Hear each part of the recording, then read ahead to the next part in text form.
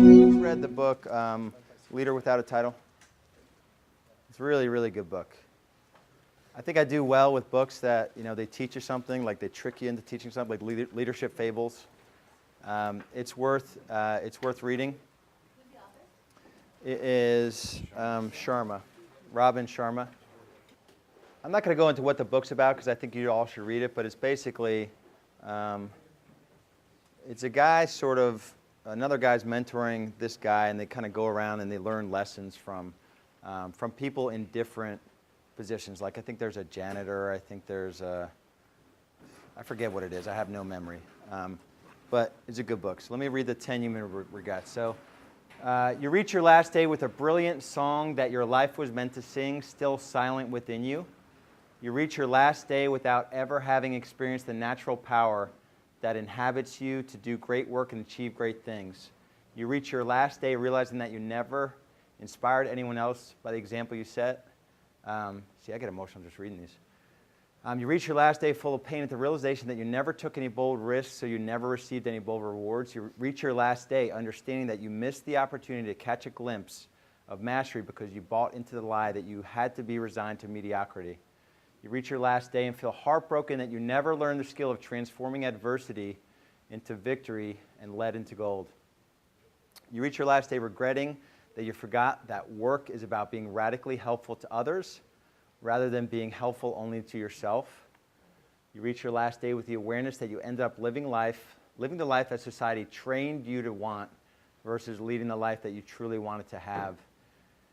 You reach your last day and awaken to the fact that you never realized your absolute best nor touched the special genius that you were built to become. You reach your last day and discover you could have been a leader and left this world so much better than you found it, but you refused to accept that mission because you were just too scared, and so you failed and wasted a life. Right? Pretty powerful.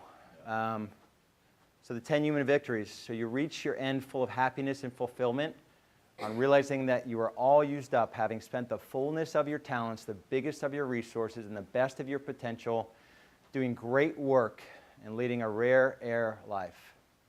You reach your end knowing that you played at a standard of concentrated excellence and held yourself to the most impeccable standards in each thing that you did. You reach your end in noisy celebration for having the boldness of spirit to have regularly confronted your largest fears and realized your highest visions. You reach your end and recognize you became the person who built people up versus one who tore people down.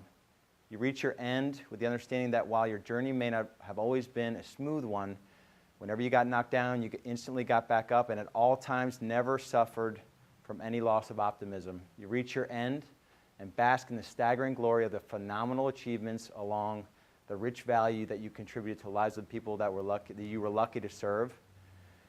You reach your end and adore the strong, ethical, inspirational, empathetic person you grew into. You reach your end and realize that you were a genuine innovator who blazed new trails instead of following old roads. You reach your end surrounded with teammates who, I think of my dad when I read this one. So you reach your end surrounded with teammates who call you a rock star, friends who say you're a hero, and loved ones who call you a legend. You reach your end as... Sorry. Someone told me when you cry to look up. And my team sees me doing that more often lately. You reach your end as a true leader without a title, knowing that the great deeds you did will endure long after your death, life stands as a model of possibility. Worth printing out and reading once a day, in my opinion. Each one of those just strikes a chord to me. The one all used up. At the end. I think I'm in a men's group that we're going through 33 of the series. This is based on Jesus' life. So we're going through the seasons of life. And so in our group, there's, married guys without kids. There's married guys with young children. There's a married guy with older children. And then there's empty nesters. There's about 8 of us, and there's 2 in each category. And it's that last phase, right? Where we kind of view, even with my parents, I kind of view them as, I got this. I know what I'm doing. And just to think of how your life could be even in those later years, you know, and at the end, you're just all used up. You gave everything you had to everyone all the time. Pretty cool.